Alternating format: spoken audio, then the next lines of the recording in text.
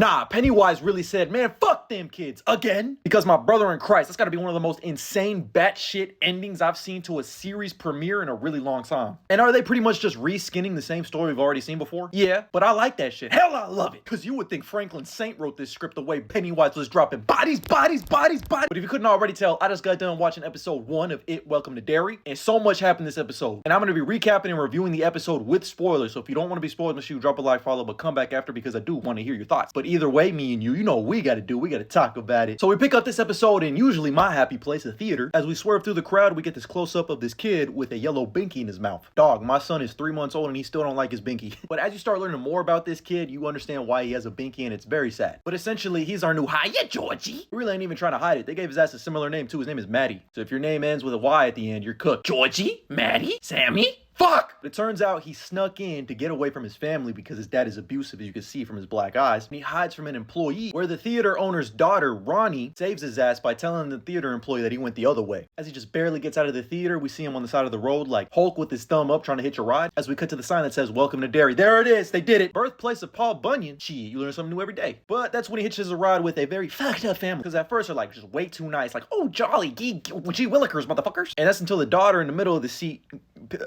she has like a Tupperware of liver? Like, what kind of liver was it? What am I, chopped liver? She just sticks her fingers into the blood of the liver and she starts smelling it. She's like, here, you want to whiff too? Then the dad starts giving him this weird look of like, where you going, son? We're going to Portland. And their fucking spelling bee champion of a son fucking gets cross-eyed, looking like me after 20 tequila shots. That motherfucker got 180 FOV, field of view. He probably watches movies in Screen X. And then the mom starts giving birth in the front seat to a literal two-headed mutant fucking bat devil baby from hell. That's when poor Maddie tries to ignore it, but the baby locks the fuck in. Flies out. As all we see is the window and glass shatter as his binky flies through the air, lands in this little canal. And by the way, I want to shout out the production team. I really love the color palette and the lighting of this opening sequence. As it flows through the tunnel, we get our title card. It, Welcome to Derry. And hats off. That was a good opening. You'll float too. Then we flash forward 4 months to April 1962. We see that there's Air Force activities happening near Derry. Got some weird experiments going on as we're introduced to Leroy and Polly. That's when we cut to the school drama and get introduced to Lily, who we see is getting picked on. They throw a bunch of pickles in her locker and you can just tell she just feels like shit. Which is when we get introduced to Phil and Terry. Phil is a big believer in aliens and he thinks that the Air Force is doing some type of experiments on Martians. And this dude's like,